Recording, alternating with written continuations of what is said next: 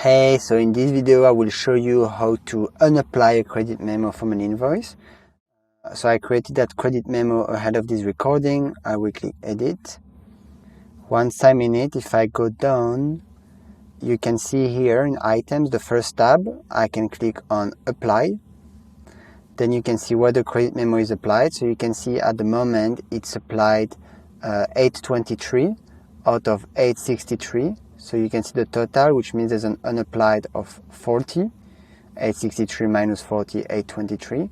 And then you can just do here. So you can either do a partial unapply. So I will reduce this to and only apply $10.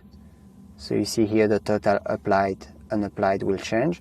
Or I can completely unapply it, 0, and then that will come like that. And then you just save. That's it. So you see, now it's totally unapplied. You can re-edit, change it, up to you. If you want more tutorials, go visit kolleno.com, Kolleno, and see you for the next video. Bye bye.